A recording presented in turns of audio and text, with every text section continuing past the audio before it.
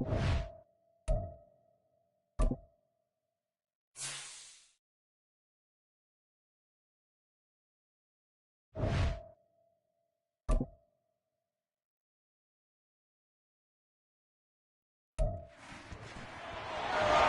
Madden NFL 24. And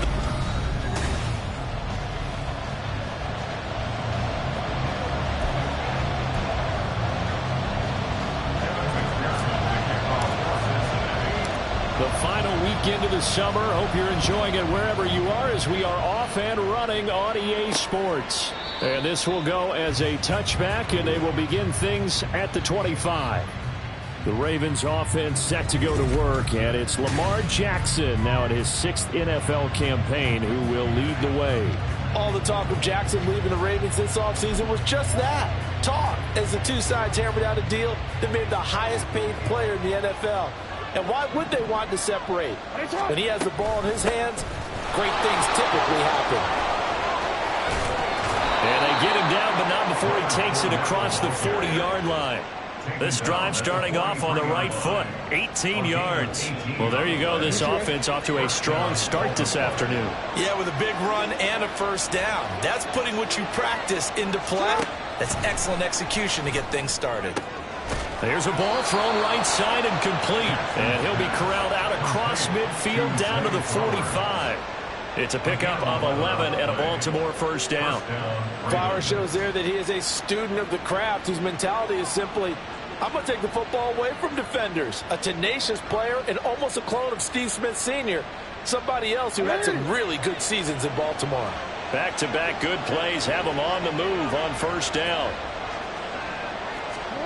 Here's Jackson to throw. Now a quick throw there, but it's going to be incomplete. He was looking for his tight end, Mark Andrews, there. And now it's second down. You talk about this Bengals defense. They've been pretty good against the pass. Not amazing, but good. Number 13 in the league. And since this is such a good unit of covering passes downfield, I think that last play is typical of what we might see. A lot of short passes. See if they can generate some run after the catch. But nothing doing on that one. And he is met in his tracks behind the line of scrimmage. 2 yards the loss, and now 3rd and 12. With his size, he's a tough man to bring down, but they do a nice job there stopping his progress and not allowing him to get back to the line of scrimmage. They need 12 here. It's 3rd down. Jackson. And this is going to be incomplete.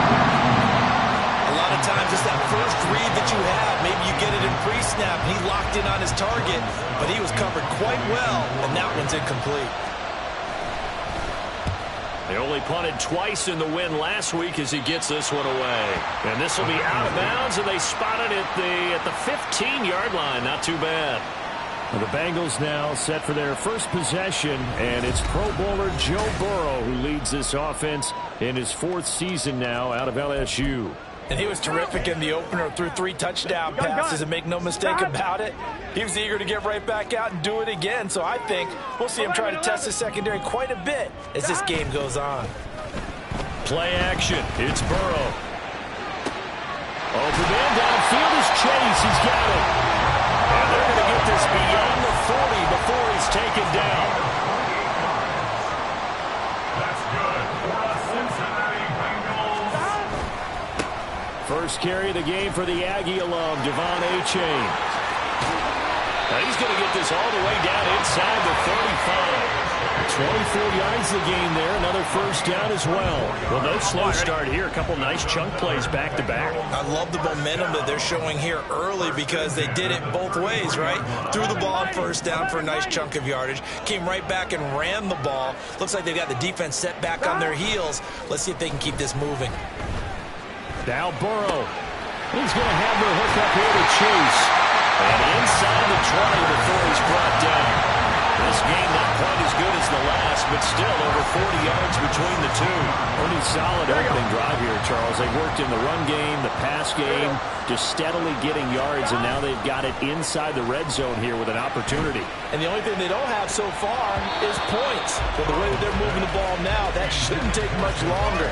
And they've established a great balance so far. Running, passing, doing what they want on offense. Here's 2nd and 10. Burrow on play action. Toward the end zone, but that's going to wind up incomplete. It's been a good opening drive offensively thus far, but you know they don't want to waste it and settle for a field goal attempt after that incompletion. So this is a big play coming up here on 3rd down. 12, 12, 12, 11, 11, 11. On 3rd down, Burrow. He's going to be sacked back at the 23-yard line. Patrick Queen got in there to stick him. He gets the sack. So on 4th down, off goes Burrow. On comes Evan McPherson for the Bengal field goal. McPherson's kick is good. And the Bengals are on the board first here. It's 3-0. So a pretty good opening drive. That'll make the home fans somewhat happy. They wanted 6, but they got 3 in the early lead. And they should be happy. The guys look good getting down the field. That's got to give them a little bit of hope that good things are in store here today for them. And he'll decide to not bring this one out as their drive will begin at the 25. Baltimore set to take over here for their 2nd possession of the game. Early on, you know, Charles, every game could be called a measuring stick game. But I think when it comes within your division like this, it's a measuring stick game with a little extra intrigue. I would agree with that totally because all division games have a little extra to them. But I like where this game is situated because at this stage of the season, it has that little extra juice. But at the same time, it's not a make or break if this were, let's say, week 15, 16, somewhere in that neighborhood. On 2nd down, here's a keeper by the QB. Escapes the defender. And he is finally forced out of bounds inside the 30-yard line. A big-time gain there on the keeper, using his legs to hurt him. 1st down. What a run there. I mean, you got speed, elusiveness, escapability, all rolled into one. And we all know that quarterbacks are coached. They get the ball to the guys who can do all the things you just described. You want those guys who have speed, elusiveness, and escapability all rolled into one with the ball in their hands. And guess what? It's him. So there's no sense in throwing it or handing it off when you can do all of that yourself. No gain, and it's 2nd down. Now we get a look at their most recent draft class, and you need to get real familiar with some of these names here because this front office thinks that these are going to be guys that have an impact for them on Sundays for years to come. I think you're exactly right about that. And what I know about this group doing the drafting, it's not all about instant value when they put their class together. They wanted every pick to be somebody they see as a starter, maybe not today, but someone they can develop to make him one within the first couple of seasons. How about their strategy? All about long-term upside, and they added a ton of it this spring. On 3rd down, Jackson. He's got his man. It's Andrews. And he is going to lose yardage here. So they'll wind up losing 5 yards on the play, and that's going to make it 4th down. So Jackson will head to the Ravens sideline, and on comes Justin Tucker for the field goal try. Tucker's kick is good, and that will tie us at 3-3. These kickers now, it used to be that a 50-plus yarder was cause for celebration, now seemingly automatic. Yeah, isn't it funny when we prepare for a game, when you look at the backgrounds of these kickers, it's interesting, isn't it, to find out they were all-state quarterbacks, receivers, defensive backs, all-state wrestlers, right? Baseball players. We're finding athletes all along, and now they're just specialists putting it through the posts.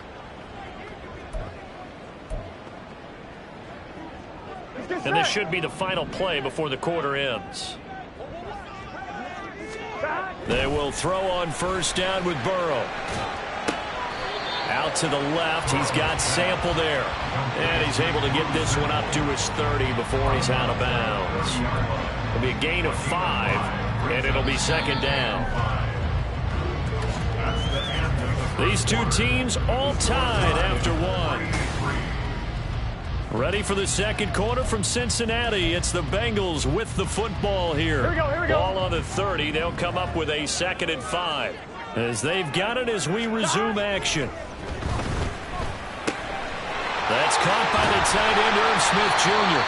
And he'll go out near midfield at the 49. First connection there of the afternoon for those two, and it's good for a first down. And this was a nice example of an offensive coordinator scheming his guy open, just a little underneath route, just trying to free up some space, and it worked awfully well. Got him not just space, but plenty of room to run after the catch to pick up really nice yardage. The Bengals at 0-1 in the year following the loss in the opener. And listen, they knew last week they were in for a tough fight on the road. But now here's the home opener and a chance to get things right. And I like the way that you presented that, because the bottom line is they didn't come out of that loss discouraged. They just came home and said, hey, if we do what we're supposed to do, protect our home turf, we'll be just fine. That's going to go down as a loss of 5, and it brings up third down. We all have habits. We can be somewhat predictable, and you know me pretty well on second down and short. What I like to see. Play action. Yeah, without a doubt. I thought that was a great spot to call it. Instead, didn't go their way, did it? Now, defense sold out for the run. Worked out well. And he is going to have the Bengals first down as they're able to get the third down conversion. I don't care how many times we see it. I still get a kick out of watching quarterbacks and receivers do the pass tree in pregame warm-up. But I always remember that when we go to practices, we see that after. Well, he tries to force it in, and it's intercepted. Kyle Hamilton picks it, and the Ravens will take over here just shy of the 30.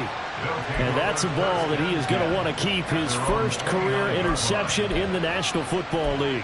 And I love what teams do when that happens. You bring the ball to the sideline, the equipment guy grabs it, he puts a piece of tape on it, writes on it so that you know what it is, and then they tuck it away so that you can have it for later and put it on your mantle. Pretty good deal for him right there. Now he's eager to get back out on the field and get his second one. Javon Holland coming up to make the stop. From the 33, here's a 2nd and 5.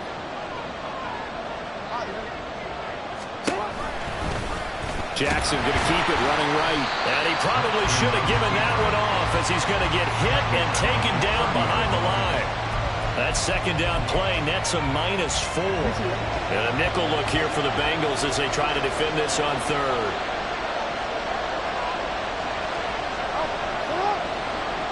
In motion left here, one of their tight ends.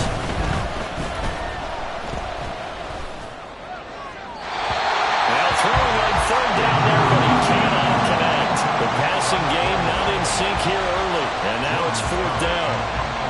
4th down, and out comes Jordan Stout here to punt. He steps into this one, and this is a rocket.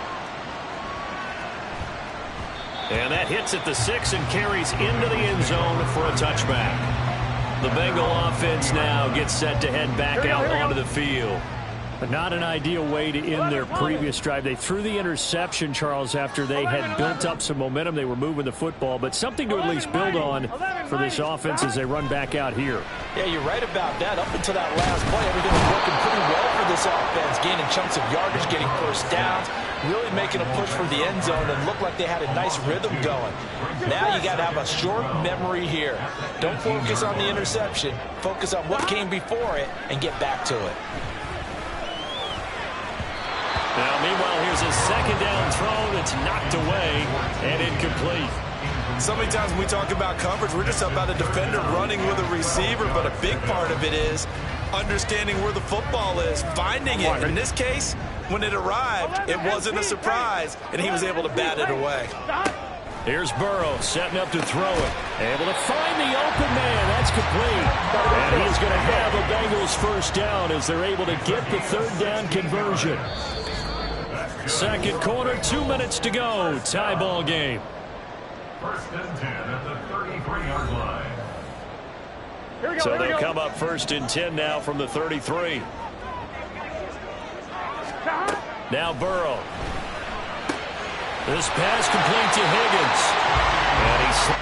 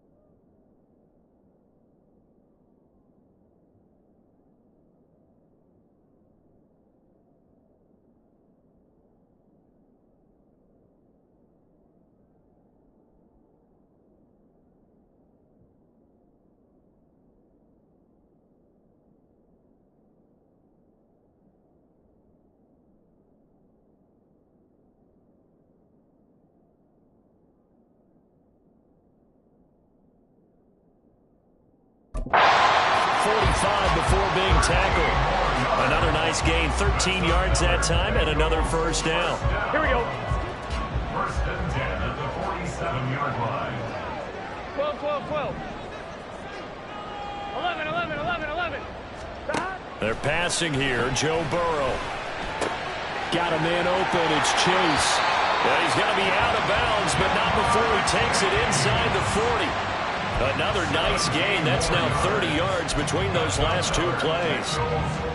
It's a nice completion, a little bit of run after catch as well to create the yardage that they got. But it is so tough to cover that route, the drag route, because they run it at varying speeds. Because the key is to create hesitancy on the defender's part. Always so empathetic for those DBs, aren't you? Calling a gain of 6 on the play, and it'll be second down. One thing you're hoping for when you run drag routes, you're able to hit a receiver in stride, and he can pick up a lot of yardage after the catch. But in this situation, the defense was effective, able to stop him before he could get a good head of steam going. Throwing again on second down, but this time it's incomplete. Well, you know me, whether you need it or not, I'm going to give a little...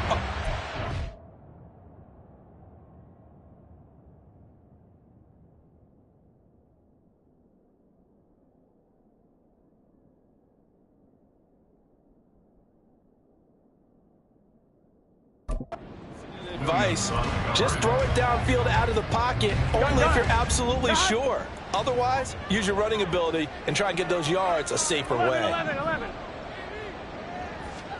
And Burrow going to throw again. He's going to look deep down the field. And that is incomplete. Oh, he had it and dropped it. That is an unforced error there, and it takes away what could have been a touchdown. So on fourth down, off goes Burrow. On comes Evan McPherson for the Bengal field goal. And he missed it. It's no good. And this game will remain tied here in quarter number 2. Well, this winds up an empty possession. Everything looked okay. He just never got the ball on target. And knowing him, he'll be disappointed with that effort. The Raven offense going to take over late in this first half. And with good starting field position and 3 timeouts as well in their pocket, no reason not to try and put a late scoring drive together. On first and 10, it's Jackson. This one caught by his tight end, Andrews.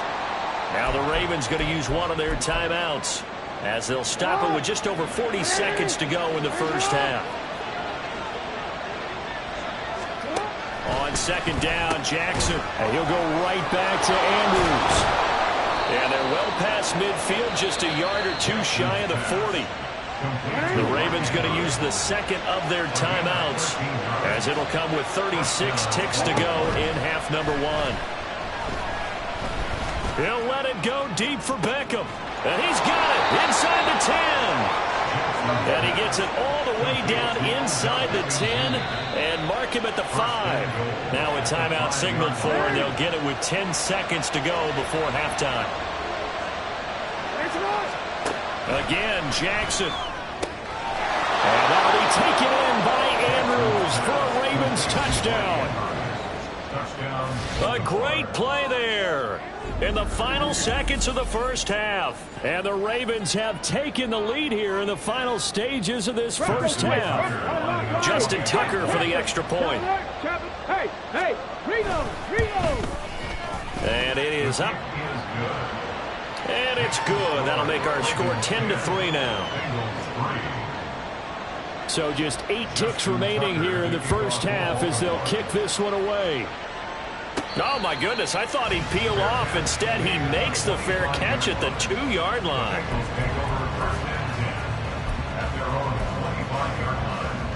On 1, ready? The Cincy offense about ready to go here on their next drive. And with 8 seconds on the clock, really not a lot of time to try to put anything together. Open man downfield is Chase. Now whistles and a timeout with 3 seconds left in the first half.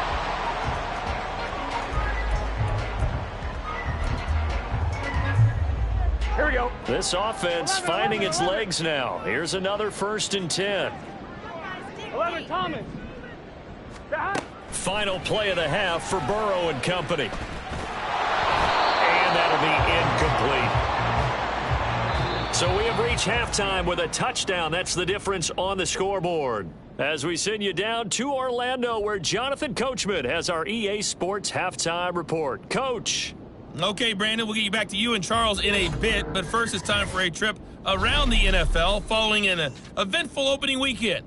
Let's see what's happening in Week 2. We'll start up at Highmark Stadium, just outside of Buffalo. And it's the Raiders who have the lead in the second quarter. The Raiders seem to be on their way to what would be a good victory. From there, we head down to Tennessee to check on the Titans at home in Nashville. And they have the lead in that one over the visit.